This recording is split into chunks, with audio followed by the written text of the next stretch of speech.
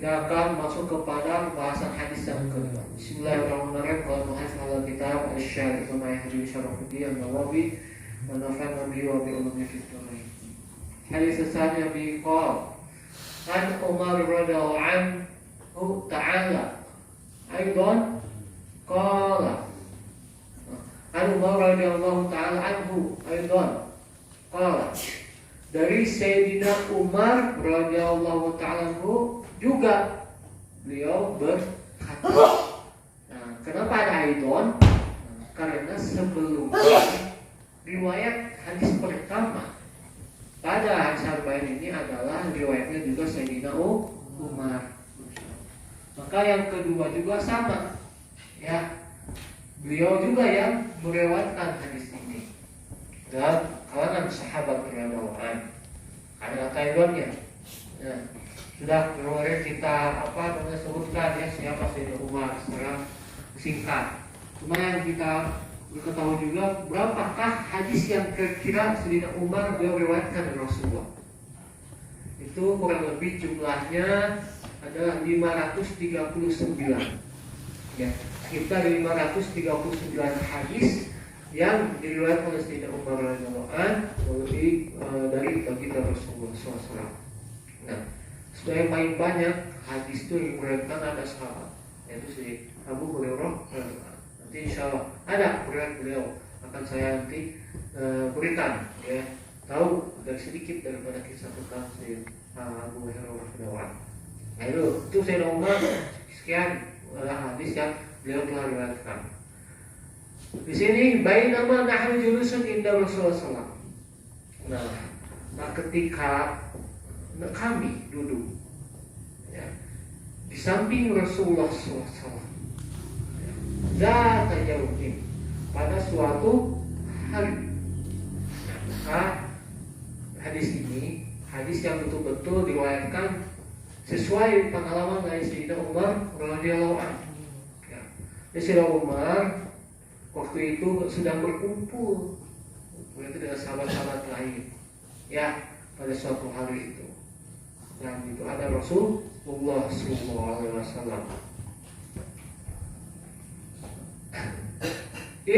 Tala rajulun syadid bayadis thiyab. Tiba-tiba datang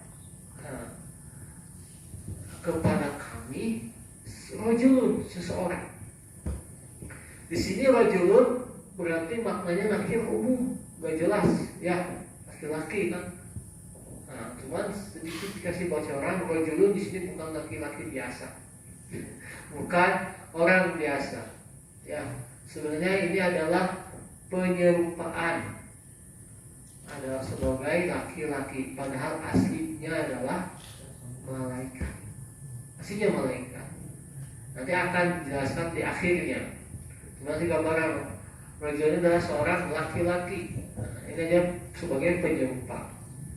Syadidu bayadis thiyab, yang sangat putih pakaiannya. Ya, sangat putih pakaiannya. Ya, pakaiannya kinclong ya, putihnya heran ya. Sehingga pakaiannya putihnya tuh besi palu gitu kan. Masya Allah. Ya. Syadidus sawadi syadid. Terus rambutnya itu sangat hitam. Tuh, rambutnya hitam sekali. La yura alaihi asarus safar. Tidak ada seorang pun yang melihat daripada bekas perjalanannya.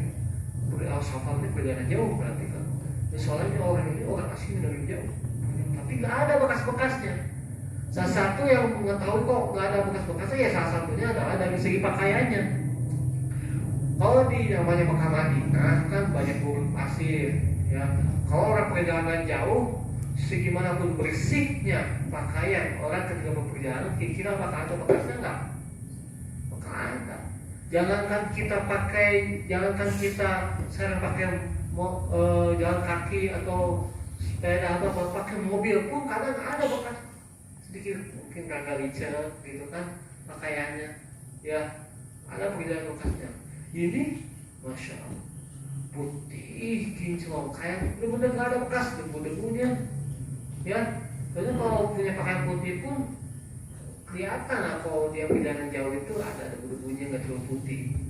Ini orang rambutnya hitam sekali, ada rambut yang segala sedikit kepanasan gitu kan, agak kusut gimana, ini nggak betul bersihnya pakaiannya, rambut hitamnya begitu rapi, ya. Nah, maka tidak ada nih orang yang bisa melihat seperti ini. Wala ya'rifu minahum, dan tidak ada seorang pun yang mengenal di antara kami ini, tidak yang mengenal kepadanya. Nah, jadi antara sahabat yang berkumpul di situ, nggak ada yang mengenal siapa orang ini yang tiba-tiba datang kepada kami. Ya, yang dengan pakaian sangat putih hitam, kepada kenal orang ini. Ya, sahabat heran gitu kan, dengan seperti itu.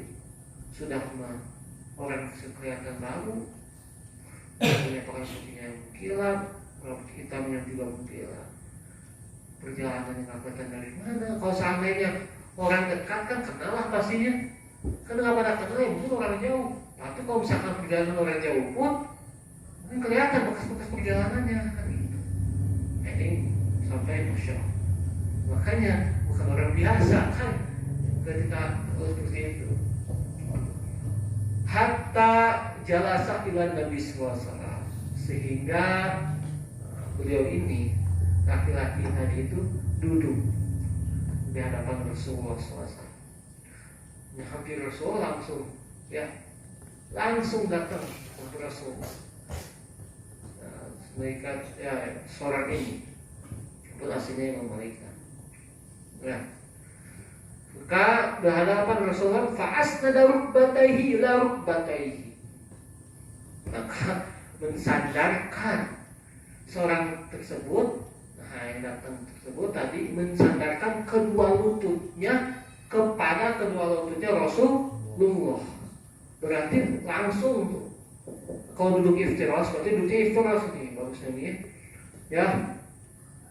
Dari ketika menghadap Rasulullah langsung duduk, Rasulullah mungkin sedang iftiras juga, ini sedang iftiras sehingga ditempelkan dua lututnya di hadapan Rasulullah SAW. Bahwa doa kafaihi ala fakhidaihi.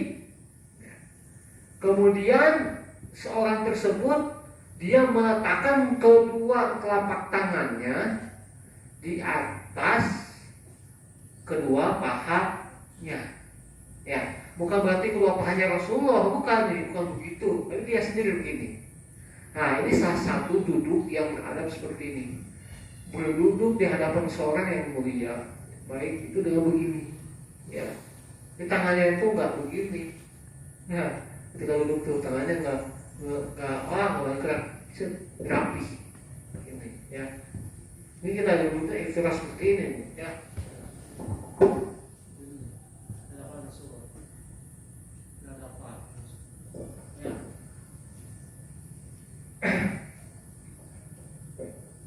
Waqala, dan dia berkata, ya, seorang tersebut, ya Muhammad, wahai Muhammad sallallahu alaihi wasallam. Kita kan di Muhammad, maksudnya itu kepada Muhammad sallallahu alaihi wasallam.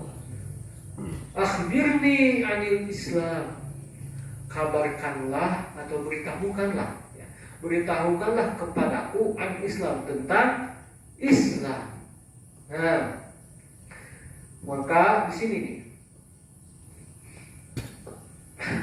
salah satu hadis ini melihatkan kepada kita bahwasanya ada kandungan terhadap pemberitahuan alias pengetahuan yang sangat penting bagi seorang muslim. Yaitu pertama, bagaimana seorang tersebut menginginkan tahu tentang Islam.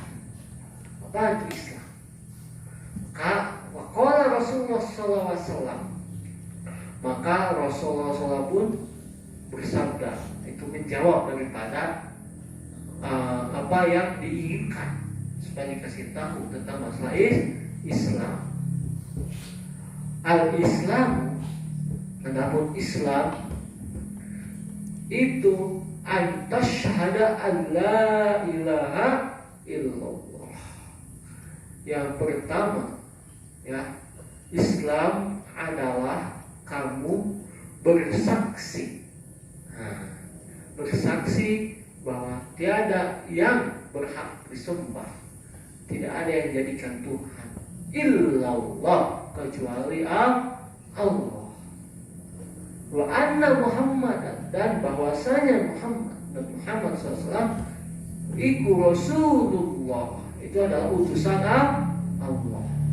Ini dalam ini mengetahui, ya, bahwasanya ingin menjadikan seorang Islam, pertama kali dia wajib bersyahadat atas nama Allah, berakidah, berkeyakinan bahwasanya yang disembah, bahwasanya yang patut dijadikan Tuhan hanyalah Allah. Cukup begitu?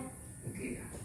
Harus dengan dia meyakini bahwasanya Nabi Muhammad adalah utusan Allah.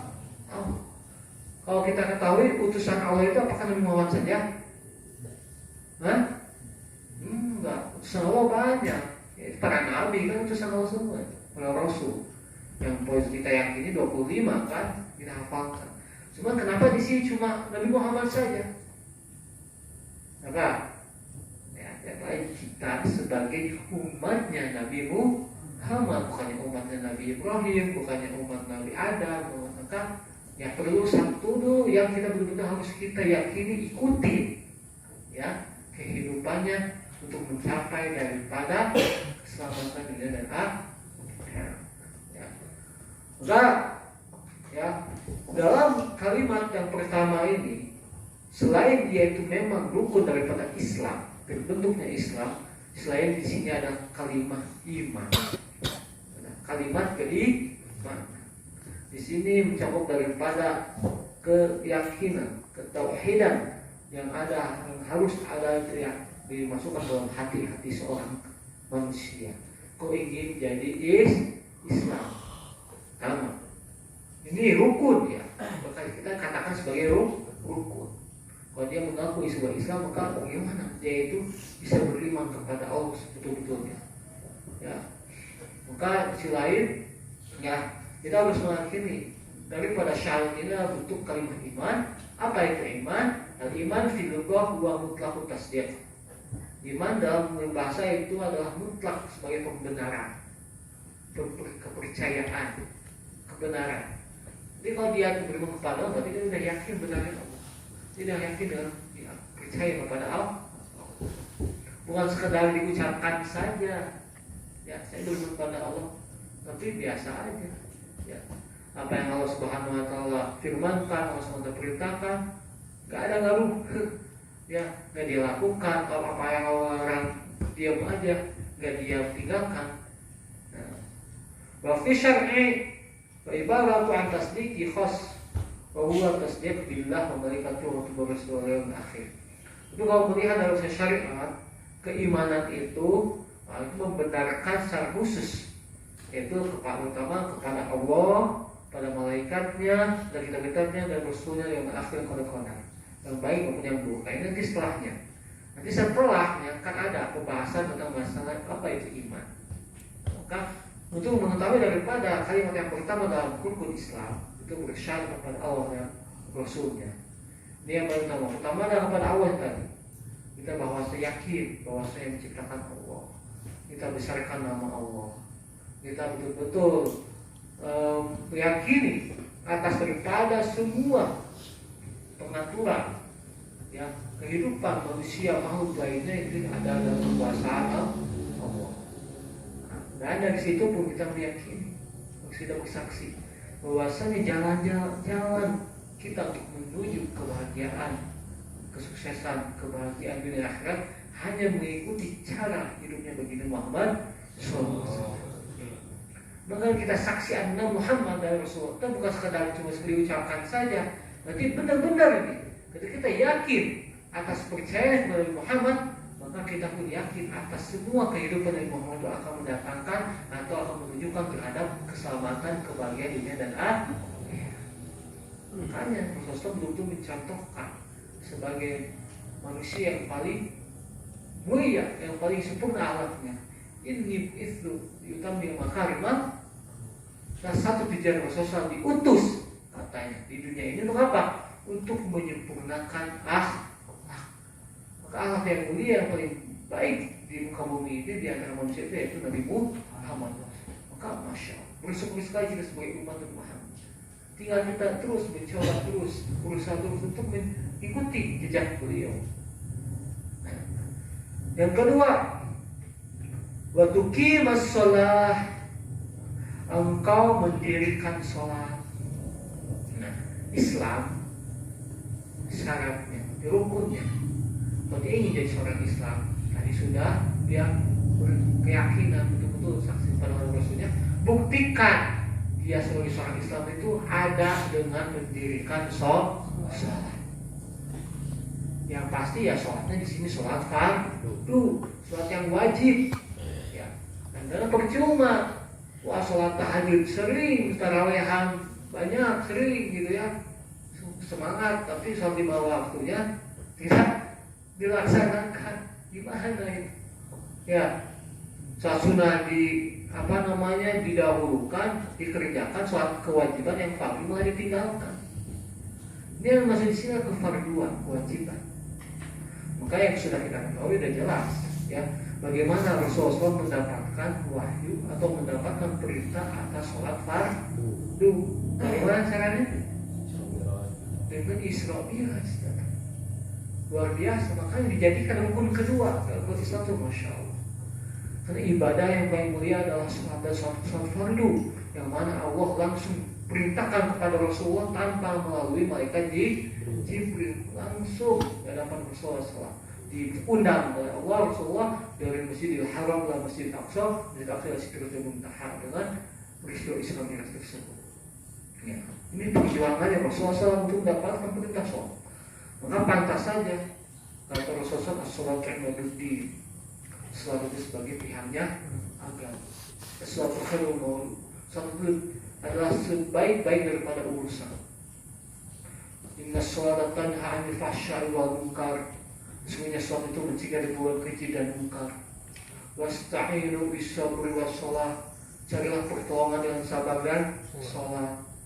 Bahkan di hari kiamat pun awwalu ma yuhassabu bihi 'abdu yaumil qiyamah sholat. Ya, nanti yang akan dihisab pertama kali di yaumil qiyamah terhadap seorang hamba apanya? Sholatnya. Fa idza saluhat salatu. Apabila baik sholatnya, maka baik seluruh amal. Apabila fasadat sayur amal. Apabila sholatnya rusak, maka amal-amal yang lainnya pun akan jadi rusak. Na'udzubillahi. Itu ya. Patokan yang kedua, bahwasanya rukun Islam itu terbentuk dengan adanya mendirikan sholat. Maka kalau orang sholat ditinggalkan dengan sengaja, bahkan para ulama mengatakan orang mengingkari kewajiban sholat itu dianggap murtad, dianggap kafir. Ya, udah menyanyi sholat, terus seenaknya dia ngomong nggak wajib sholat, ngapain sholat misalkan. Ketika ada yang mengatakan dengan hatinya begitu, dia udah murtad, kafir. Walaupun dia katakan Islam. Ya, para ulama begitu sepakat. Ya. Bahkan kalau masalah meninggalkan sholat, Imam Ahmad rahimahullah ketika seorang meninggalkan sengaja sholat tanpa ada urusan apapun, tanpa ada alasan, tanpa ada uzur, sengaja dengan malasnya, dengan nggak mau, misalkan, itu juga dihukumi murtad kata Imam Ahmad. Tapi beda dengan mazhab Syafi'i, Malik dan Hanafi, bahwa dikatakan enggak sebagai murtad ketika dia meninggalkan sholat, tapi sebagai pendosa besar, fasid, ya, sebagai pendosa besar, dosa besar meninggalkan sholat itu. Bukan dosa besar itu cuma homer, judi aja, meninggalkan sholat itu dosa besar. Ya, Bahkan salah satu ancaman dalam hadis yang hukumnya itu apabila seorang mengumpulkan dua sholat dengan tanpa uzur, ya sengaja nih tanpa uzur, dia pengen nanti sambung asar, tapi dia tuh lagi nggak ada uzur sakit, nggak ada perjalanan lain, sengaja nih itu, ya, kan dia bukan pada waktunya melaksanakan sholat tersebut, nah, maka Allah akan mengazab dia dalam neraka gimana? Satu buku 80 tahun. 80 tahun itu kalau ukuran 1 tahun di tahunan dunia, tapi tahunan di akhirat. 1 hari saja di akhirat itu sama dengan 1000 tahun hidup.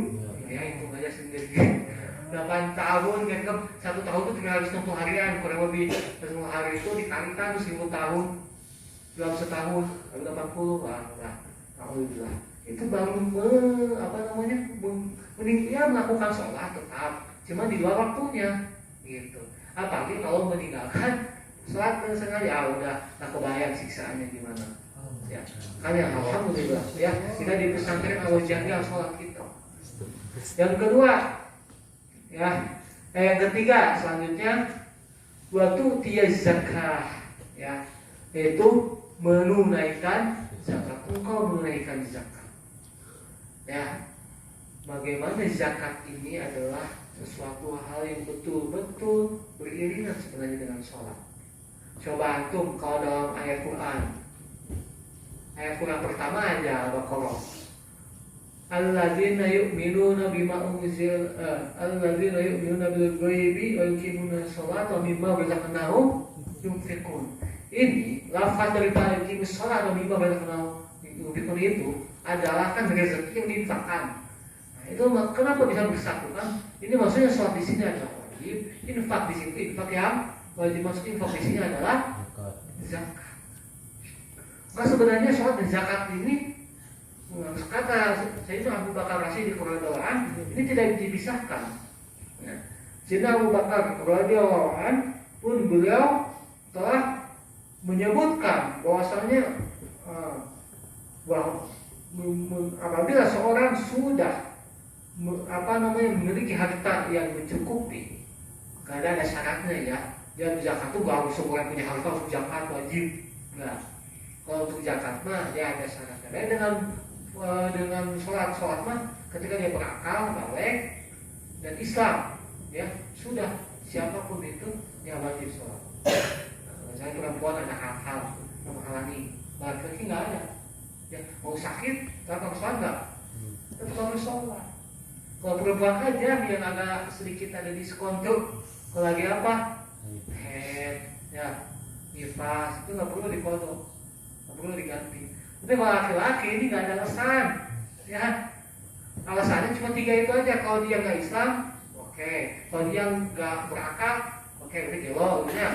Kalau dia nggak balik, berarti bayi kecil, dia bayi mungkin balita, ya nggak apa-apa tuh dia tinggalkan sholat tanpa diganti. Tapi kalau dia memenuhi 3 syarat itu nggak ada alasan dia harus meninggalkan sholat. Itu untuk laki-laki terutama, ya. Nah, jadi kalau zakat beda. Kalau zakat memang tidak melihat dari sekedar dia tetap memang balik, dia berakal Islam tentunya, itu udah pasti memenuhi juga. Mana tambahan lagi? Karena zakat itu lebih bukan ke diri, tapi lebih ke harta, ya, masalah ekonomi. Kalau zakat, kalau sholat, apakah harus kaya?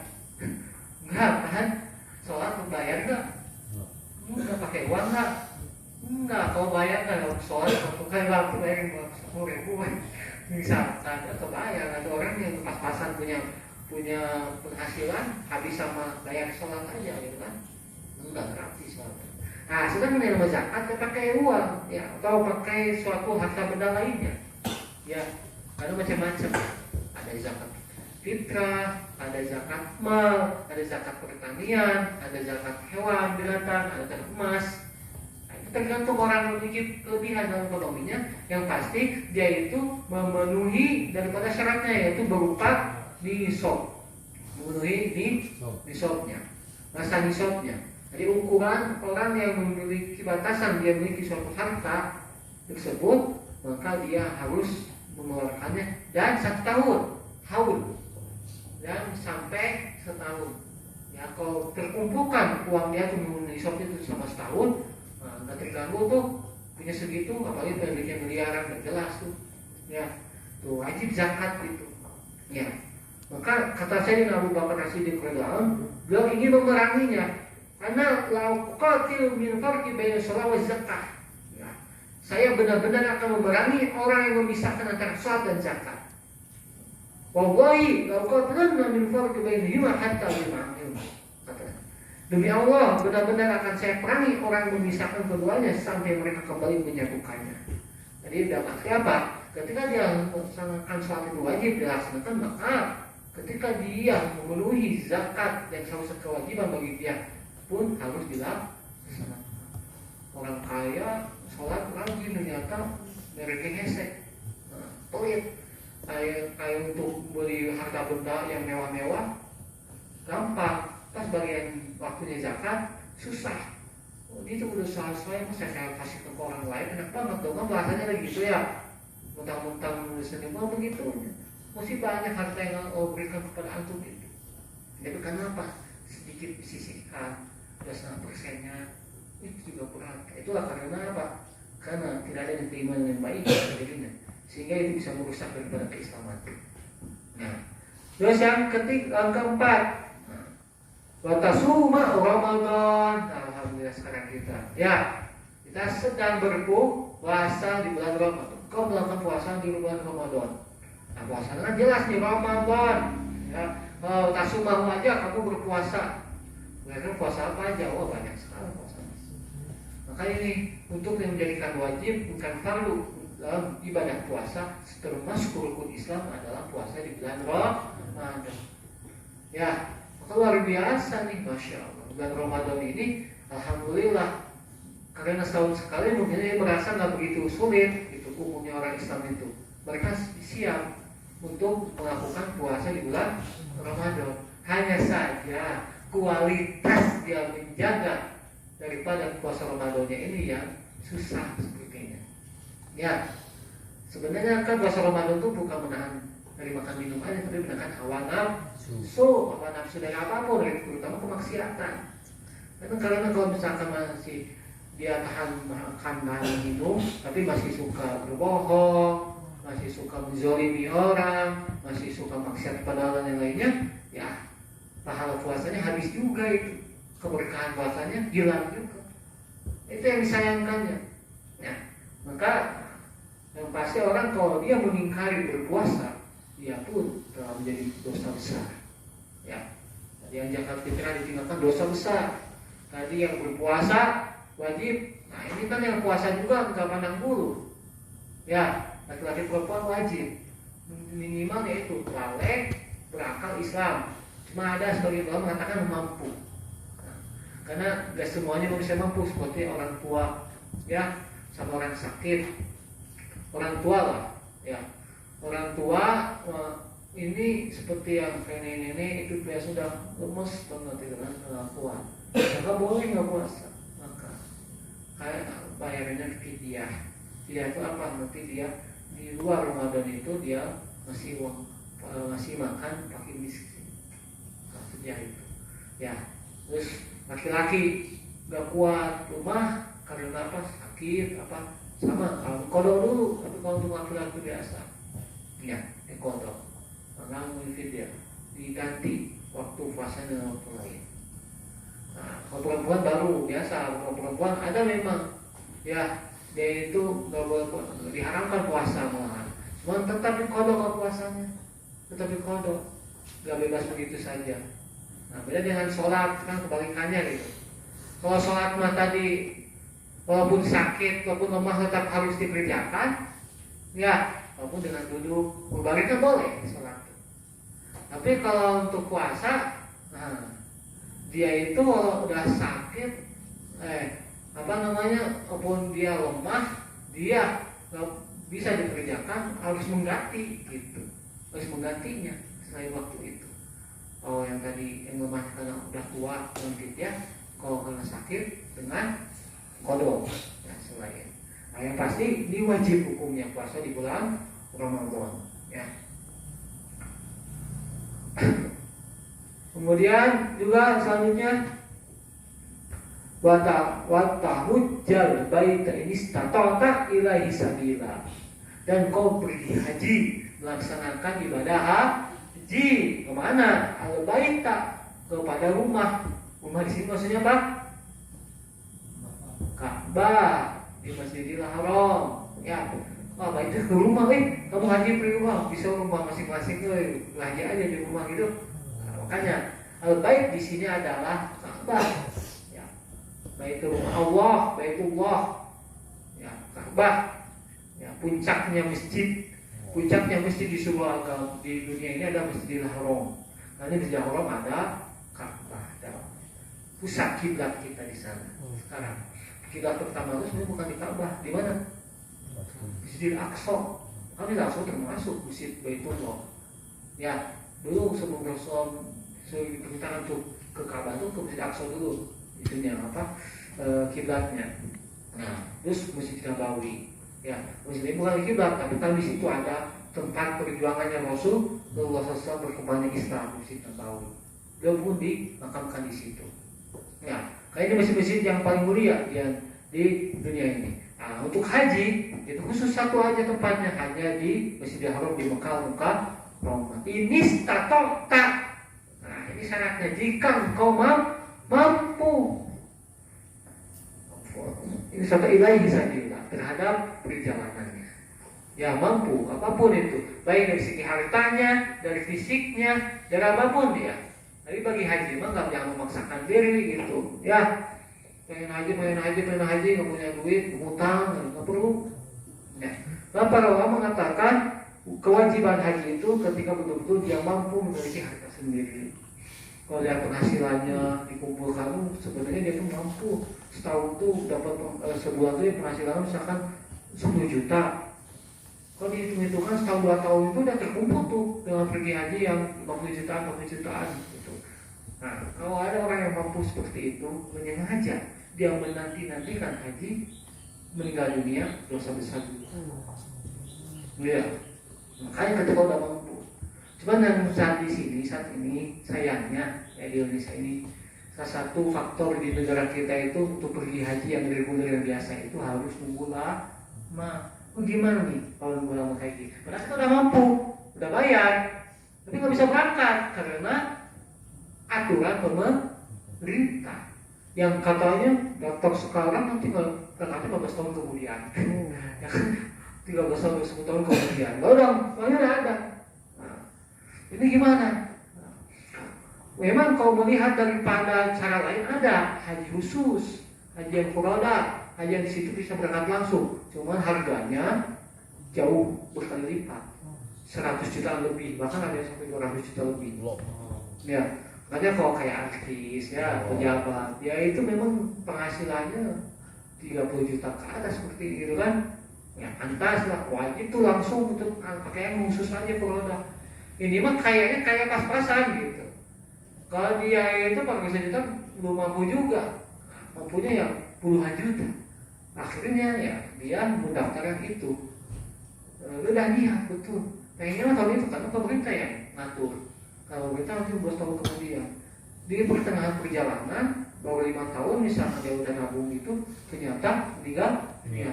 Termasuk dia gak tunaikan haji, dosa besar nggak? Insya Allah tidak.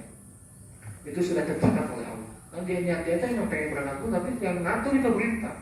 Nah, tahu jawabnya pemerintah, gitu kan? Nah, apa? Pada kuota penuh. Memang Indonesia ini di antara seluruh dunia karena yang paling semangat pergi haji. Karena populasi rakyat Indonesia itu termasuk rakyat yang negara Islam atau Muslim terbanyak di dunia, sehingga kuota-kuota yang ditampung untuk melaksanakan haji itu terpenuhi terus seperti itu, sehingga ya akhirnya ditampung ke tahun berikutnya, ditampung lagi selesai begitu. Ya Allah bisa ya, yang pasti itu aturan pemerintah ketika perjalanan haji ini terhambat karena hal-hal tertentu yang diatur oleh pemerintah. Ya. Nah itu, ini adalah rukun Islam yang harus dilakukan oleh seorang Muslim. Kalau sodakta, kalau berjawab kamu dengar. Fahajibna lahu yas'aluhu wa yusaddiquhu. Nah, Kami merasa heran kepada orang tersebut. Dia tuh bertanya, tapi kok dia membenarkannya. Berarti kalau orang bertanya tapi membenarkan, sudah tahu belum? Sudah tahu berarti. Makanya ini para sahabat tuh, kami ini Sayyidina Umar para sahabatnya heran ini kepada orang yang baru datang yang tak kenal ini, tiba-tiba dia bertanya tapi membenarkan juga, seolah-olah dia tuh sudah tahu apa jawaban daripada Rasulullah itu benar gitu. Orang yang belum tahu ya gak akan bisa membenarkan. Ya udah oh gitu, kayak gitu, masya Allah. Ini kok benar? Heran ya sesuatu itu. Kola. Kemudian bersama lagi Rasul orang tadi, seorang tadi, wah ini ada iman. Beritahulah kepada aku tentang iman. Nah, tentang keimanan. Nah ini. Jadi kan patokan dalam wujud Islam itu kita harus ada kalimat iman, syahadat dalam Muhammad Rasulullah. Nah, ini masuk kepada keimanan. Cuma tadi iman itu kan baru yang pertama kepada Rasulnya, gak cukup. Nah, ketika kita beriman kepada Rasulnya, kita ada rukun yang lain yang perlu kita iman, yang perlu kita benarkan, yang perlu kita percayai sebagai orang Islam dan orang yang beriman. Nah, yang pertama ya udah ini jelas, antum mina kola, kalau Rasulullah bersabda atau menjawabnya, engkau beriman kepada Allah. Pertama, engkau beriman kepada Allah. Tadi saya sudah bahas ya, bagaimana beriman kepada Allah itu. Ya, bukan sekedar beriman kepada Allah udah cukup. Enggak, benar-benar yakini Allah Maha Besar, Allah Maha Kuasa, sifat-sifat Allah yang Maha itu benar-benar yakini. Ya, termasuk terhadap apa-apa yang Allah perintahkan dan apa-apa yang Allah larang. Ya, terus diimani benar. Wa malaikatihi, dan selain iman kepada Allah, beriman kepada malaikat-malaikatnya. Karena di sini harus yakini bahwa malaikat itu memang ada, walaupun menurut mata kita pun tidak ada. Mana malaikat? Makanya Allah tuh cipta malaikat, tak pernah lihat malaikat. Iya, malaikat adalah hal yang goib, sesuatu yang tidak bisa dilihat oleh kasat mata, oleh mata zahir kita. Ya, nah makanya ini yang menyerupai ini malaikat, tapi dia berupa sebagai manusia. Kalau asli wujud asli bukan begitu, dan bukan kayak manusia, malaikat beda sendiri ya. Karena ciptaan manusia dari apa ya? Ciptaan malaikat dari apa? Cahaya. Ya yang namanya cahaya itu kelihatan, nggak bisa dipegang kan cahaya. Ini ya, cahaya terang bisa dipegang kan cahayanya? Nggak dilihat, bisa mungkin dari mencerahkan. Jadi intinya ini malaikat tuh Allah ciptakan khusus. Itu dari cahaya Allah ciptakan. Intinya harus kita yakin di dalam malaikat. Yang pasti berapa minimal kita harus yakini? Yang kita hafal dan yakini 10.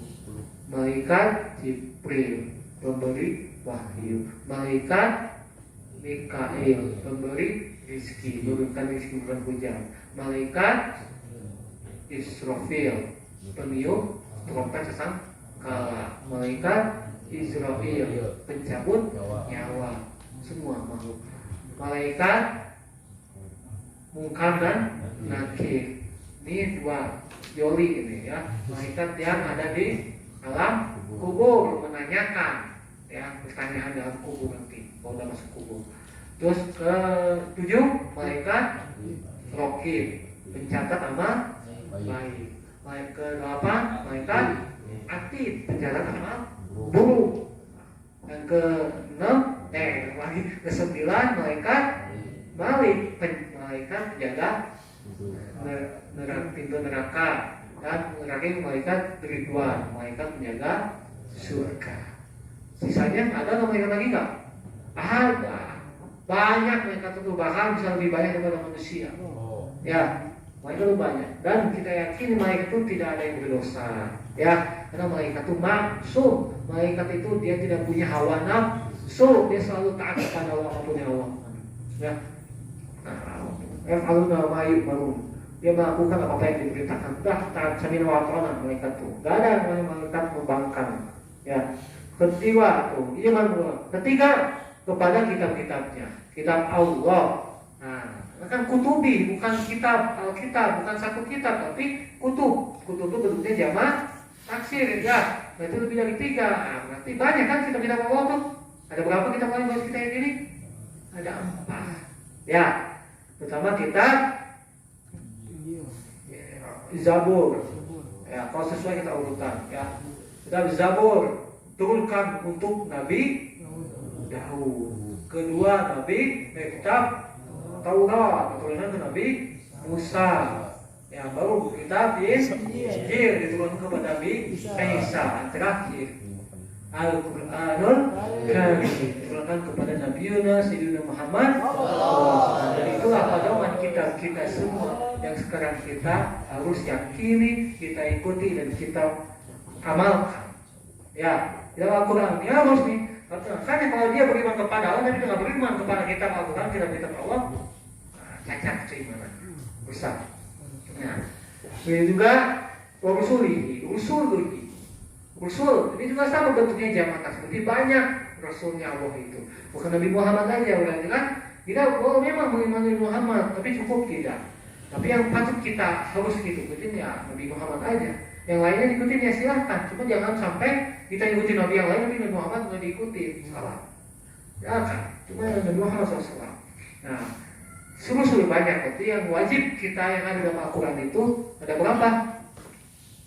Rasul Nabi 25. Adam, Idris, Nuh, Hud, Saleh, Ibrahim, Lut, Ismail, Ishaq, Yaqub, Yusuf, Ayyub, Syu'aib, Musa, Harun, Kifli, Daud, Sulaiman, Ilyasa, Musa, Yahya, Isa, dan akhiru khatimul anbiya Muhammad al-Mustafa.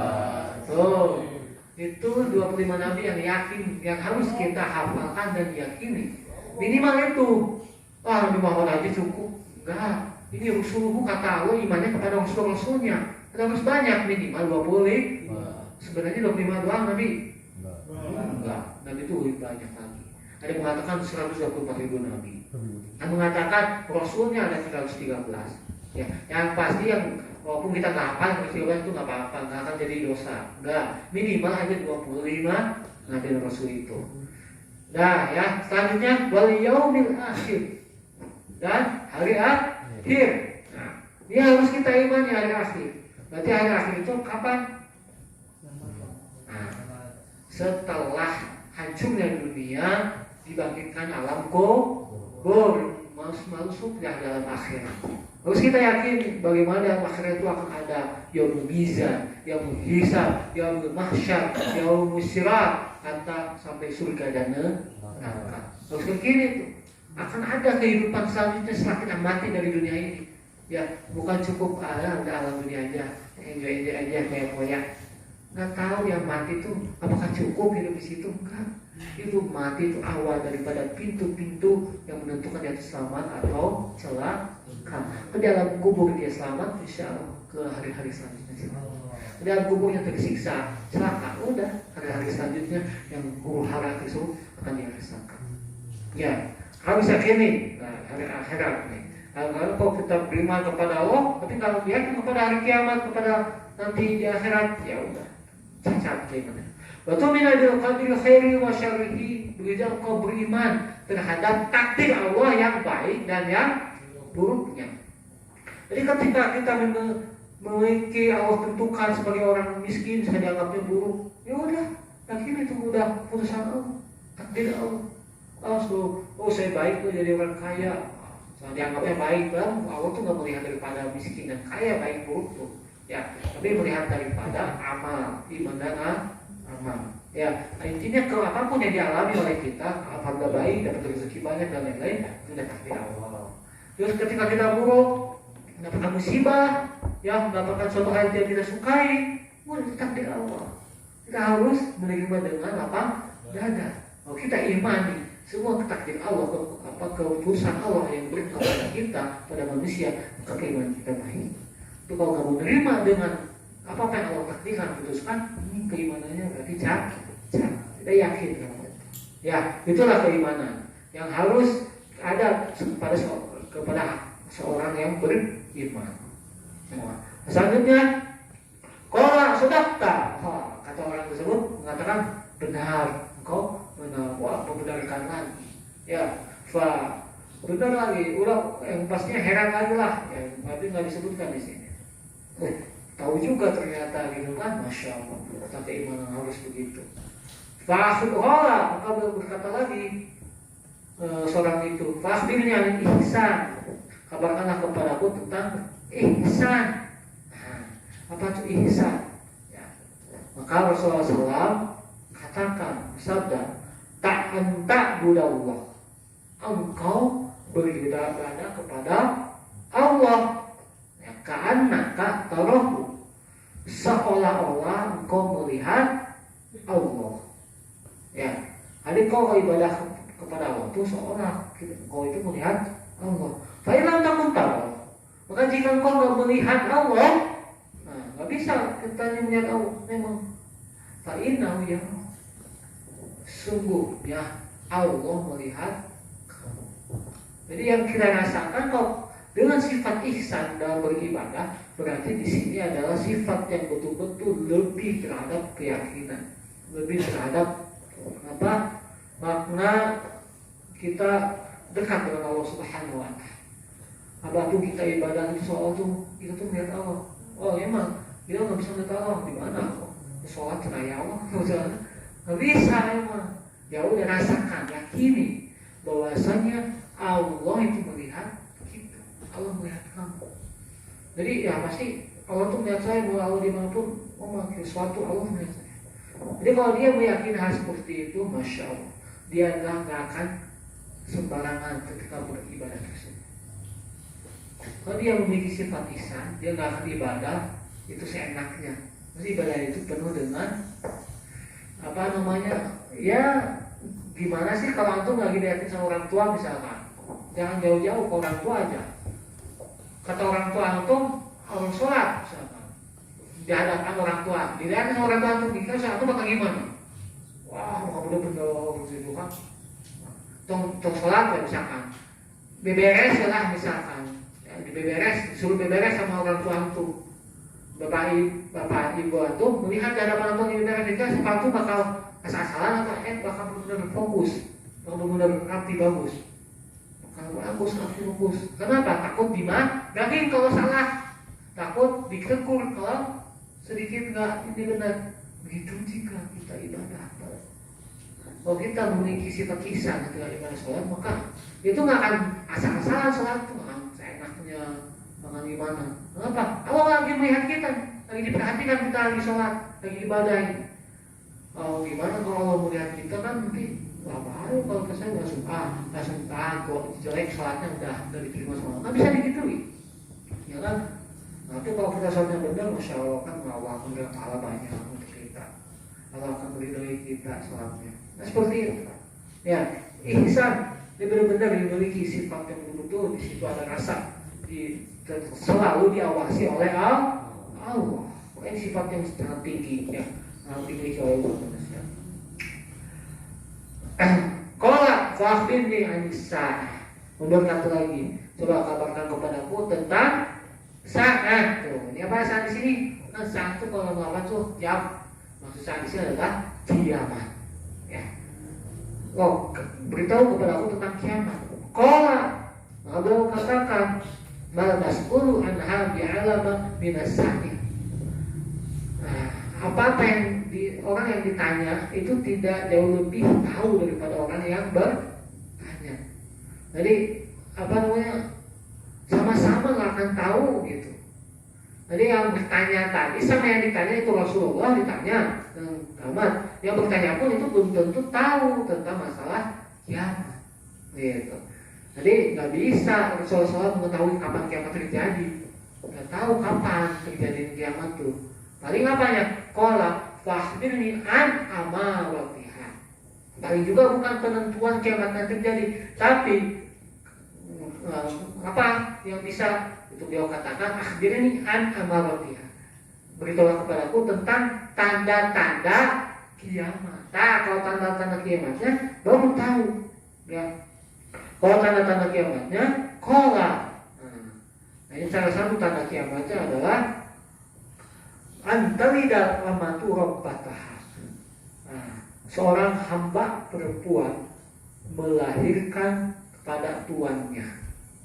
Hamba perempuan melahirkan tuannya si perempuan hamba.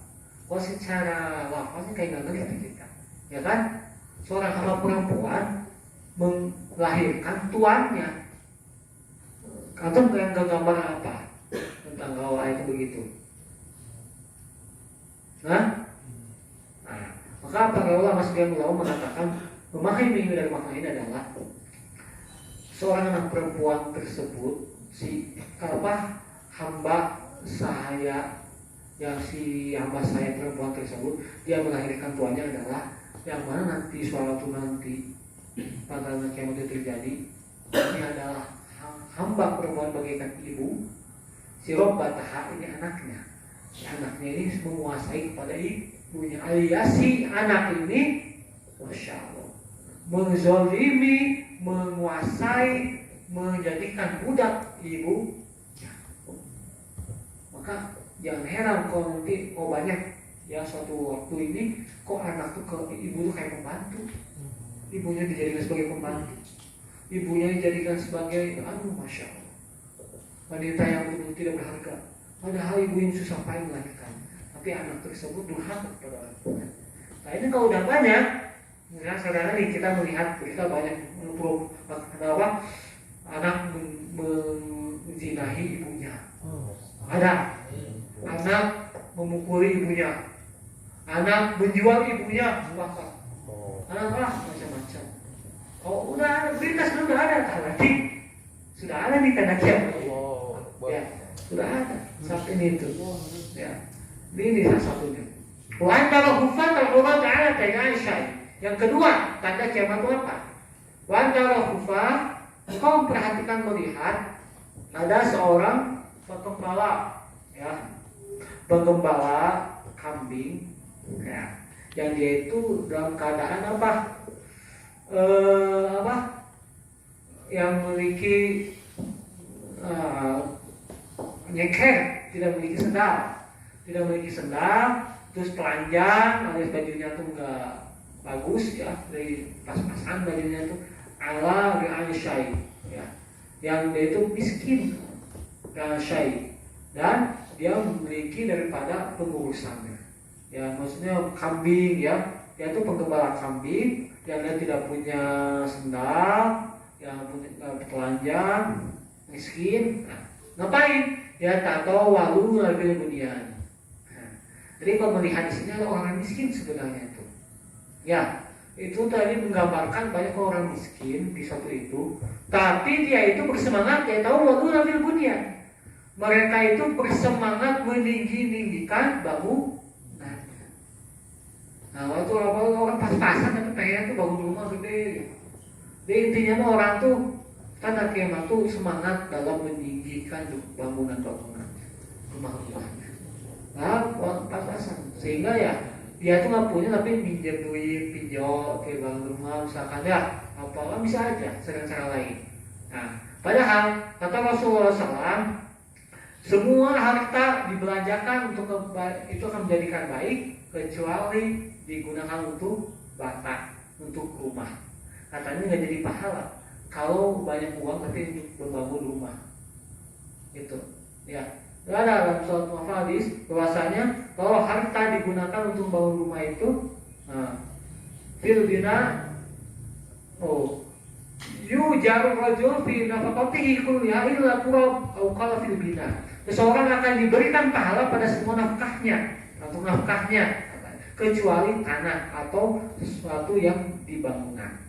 Tuh, jadi katanya uang untuk digunakan untuk nafkah itu semuanya akan jadi akan jadi pahala. Tapi kalau nafkahnya untuk membuat tanah, buat bangunan sendiri itu nggak jadi. Ya, mungkin ini mafhumnya untuk dinikmati sendiri ya. Beda apabila bangunan tersebut bangunan untuk agama. Di sini bukan untuk rumah, bangunannya untuk masjid, pesantren, lain. Nah itu jelas. Dia kan penggunaannya kalau untuk menikmati sendiri, tapi untuk menjadikan orang beribadahnya, orang menjadikan ulama habis Quran yang nyaman. Iya, kalau itu mah nggak akan sia-sia, pahala. Ya, nafkah buat pembangunan yang di sini memang digunakan bukan untuk memperkaya diri, bukan untuk membanggakan diri, tapi untuk sarana ibadah, untuk sarana kebaikan yang akan dilakukan atau dihuni oleh orang-orang yang berbuat baik tersebut. Ya, itu tanda kiamat. Di situ tanda-tanda kiamat. Di sebarang banyak tanda kiamat yang lain. Mudah di sini itu. Tuman pelakau kalau bisa Maria, kemudian pergi, ya, dan tidak dengan waktu yang jauh, maksudnya dengan waktu yang jaraknya yang cukup jauh. Intelakau pergi, ya sudah pergi orang tanya tuh, ya, dan dalam waktu yang cukup lama, cukup jauh, dia semua kola. Kemudian Rasulullah SAW berkata, ya Umar, wahai Umar, atadri man Isail, apakah kamu tahu tentang siapa itu yang bertanya tadi? Bertanya nih Rasulullah. Rasulullah bertanya itu karena tidak tahu atau memang sudah tahu? Sudah tahu, tapi pertanyaan Rasul itu memastikan aja. Apakah kamu tahu siapa tadi yang bertanya tuh? Ya kan bahasanya tanya. Qultu Allah wa Rasulullah alam. Maka Rasulullah berkata, aku berkata Allah dan Rasulnya yang lebih mengetahui. Allah dan Rasulnya yang mengetahui orang itu siapa. Fa innahu Jibril atakum yu'allimukum dinakum. Nah, sesungguhnya beliau itu tadi yang menjumpai laki-laki yang nggak tahu datangnya dari mana, memiliki pakaian putih yang sangat, yang memiliki rambut hitam yang sangat, ya, ketaunya duduk di hadapan saya, hadapan Rasulullah, langsung bertanya dan membenarkan. Nah, itu ternyata siapa? Innahu Jibril. Sebenarnya dia itu malaikat Jibril. Atakum yang datang kepada kalian, yang tadi sahabat kan kumpul tuh, kepada kalian kata Rasulullah, yu'allimukum dinakum. Yang mana beliau itu tidak lain ingin mengajarkan kalian tentang agama kalian. Tuh, Masya Allah. Rahu Muslim. Ya, betul. Ya, bagaimana perjuangannya? Bagaimana ajibnya ini hadis? Ya, jadi Rasulullah secara tidak langsung tidak mengajarkan sendiri. Seolah-olah Rasulullah itu dibimbing oleh malaikat Jibril. Tapi padahal Rasulullah tahu. Gitu. Cuma ini supaya apa? Ya ini ya, udah takdir Allah, udah perintah Allah. Yang pasti malaikat Jibril datang ke Rasul itu bukan keinginan malaikat Jibril sendiri, ya semua udah perintah Allah. Ya, dan menyerupai manusia. Kalau datanya malaikat Jibril bukan manusia, kira-kira orang yang di situ bakal gimana? Kabur, wah takutan ribut. Makanya, Masya Allah, kita melihat hikmah di sini. Ya, satu, untuk mendatangi seseorang itu harus dengan sopan.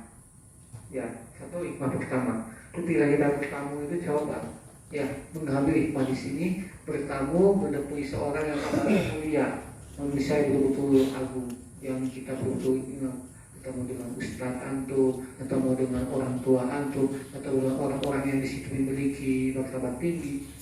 Maka hadapi dengan cara yang bagaimana kita tuh mempunyai penampilan yang baik, yang bagus, sopan artinya, duduk dengan sopan yang baik.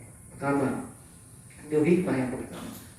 Yang kedua, bagaimana ya dalam hadis ini kita bisa memahami ya atas apa itu namanya Islam. Sebagai Muslim itu bagaimana? Kita itu harus gimana? Tadi ketahui dengan tadi yang Rasulullah menjawab, itulah rukunnya Islam. Ketika betul-betul kita memahami daripada rukun Islam ini dan kita laksanakan, maka Islam kita sempurna. Baik. Tapi kalau di antara salah satu dari rukun Islam yang kita tinggalkan, Masya Allah, terrusak daripada keislamannya. Selanjutnya keimanan. Hikmah adalah bagaimana kita beriman itu betul-betul beriman kepada Allah, itu tidak cukup hanya dengan iman percaya saja, tapi tidak lain kita meyakini ada yang goib si lain seperti malaikat, hari kiamat, ya seperti ya Rasulullah juga sama goib. Sekarang kita nggak melihat Rasulullah sekarang karena dia udah wafat. Dan Rasulullah lainnya juga sama.